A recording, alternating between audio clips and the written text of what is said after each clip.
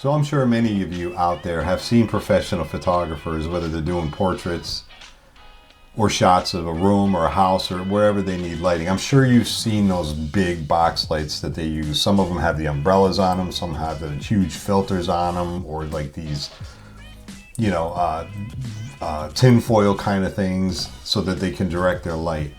Usually when they're using them, they're in a wider, open area, a bigger room, big studio, whatever. In my case, and in a lot of your cases out there, you're going to be working in a small room when you're creating your vlogs. I'm in a room that's probably about 12 feet by 8 feet. So I don't need those big box lights. I don't need those giant umbrellas or that tin foil to direct or filter light for me.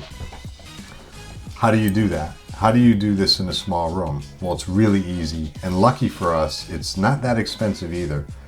Some of the stuff I'm going to show you, well, all the stuff I'm going to show you probably costed me around $200 to get the whole thing up and running.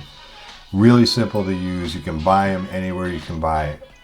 Any name brand, as long as it lights and does what you want, I'd say go for it.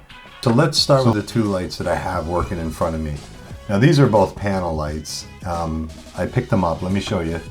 I picked these up at Walmart, and I got two of them with the stands for, I think it was 50 bucks at the most, maybe even 40, but we'll say $50. And you can see the way I have these angled. The one to my left is kind of angled, not directly on me because I don't want to really, brighten up my face that much. Kind of going for a little more cinematic effect. So what I have is about a 30-degree angle, and I have it going across my face, not so much in my face. This one here, I have pointed to the back of the wall because I want a softer light, and you can see the shade here. I do have some filtered light coming through that. So I may not even need that one, to be honest with you, but I do have it on. And what's happening here is it's kind of using the wall over there, bouncing off back into my face, so it creates a much softer look. And that's ideal because, like I said, you don't really want to blow your face out. You don't want, let me show you, if I turn this around, put it right on my face, it's going to be completely way too bright. I'm casting shadows that are ugly and blah blah blah. So you kind of want to angle that away from you so you have a much more softer kind of filtered light.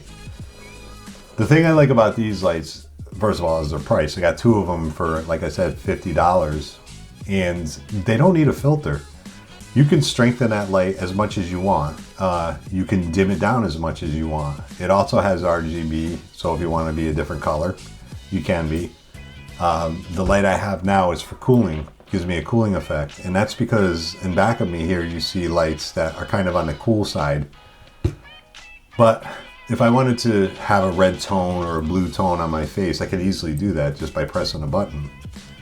Now in the back of me, we do this because, I'm really not into showing bare walls, just like I'm sure most of you aren't. My focus isn't, I don't want you to focus on the wall so much. So I kind of subtly give it some tones or some colors. And again, I'm using panel lights for that too. And let me show you what I have here. This one here probably cost me, just for the light, I'd say 20 bucks. The tripod it's on, another $30 maybe. And this one's nice because I can link this one up to my phone, and I can control the colors with my phone. So I don't even have to really touch it other than to turn it on and angle it. Now this one is a blue tone.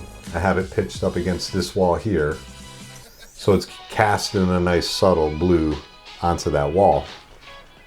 This side here, I have another little panel light. This one I think was a little more expensive, maybe $40. And this I like a lot because I can just throw it in the back of my pocket. It's smaller than my phone, and I can bring this one out on the field and use it whenever I'm doing like macro photography or anything like that. But I found that this has another function, and that's to be used in my editing room. Now this is a stand I have it on. This one I can't angle back. It's just kind of a straight stand. It's really, to be honest with you, a selfie stick. But I put my panel light on there and I cast that in a different color. And this one's kind of like a purplish pinkish hue.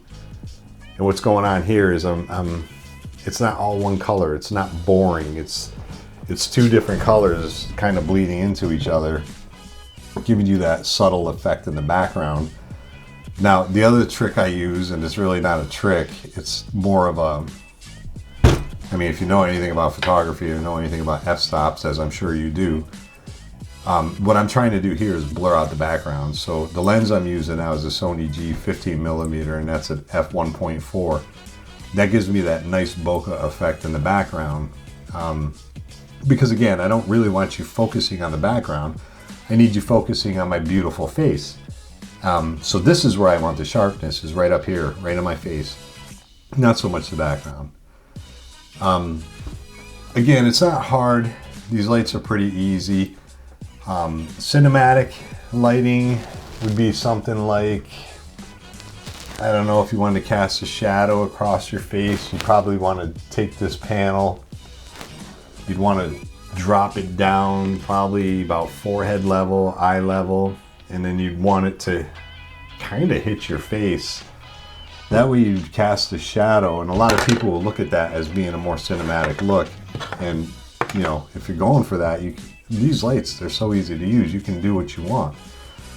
The big box lights wouldn't be nice in a small room like this for, you know, a couple of reasons. One, because they're huge. I mean, they're huge. If you look at those tripods they're on, they're just giant. The lights themselves are noisy because a lot of them have fans inside that cool them down because they generate a lot of heat. And if you're in a small room like this, you don't want heat like that, because you don't want to see me sweating all over the place. That just wouldn't be too attractive. But anyway, these are much cooler. These LEDs, they don't generate any heat at all. They don't make any noise. There's no fans, nothing like that. They're really small. You can move them where you want, throw them in any corner you want. They're really versatile. Now you can get these anywhere. You can get these on Amazon. I got these two at Walmart. These two behind me, I think I got at Amazon. You can get them anywhere. They're really fun to use. I mean, like I said, I use one in here, and that I take out on the field with me because it's really easy to throw in my back pocket. It's really easy to throw in my camera bag. And if I need it, it's right there. It's super thin. It's way thinner than my phone, way smaller than my phone, way lighter than my phone.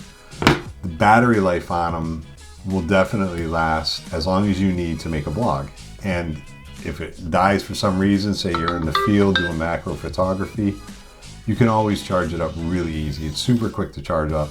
So yeah, I hope you enjoyed this video. It was really short, but I was sitting in my room thinking, hey, maybe I should discuss some of this with you guys. Maybe you guys are having trouble lighting up your room, lighting up your face. Hopefully this gives you some kind of an idea of what you can do. There's plenty of options out there, but for me, this is the most inexpensive, the easiest, the less annoying, and I'm okay with that. So yeah, thanks for watching, guys. I hope you get something out of this, and I'll see you soon.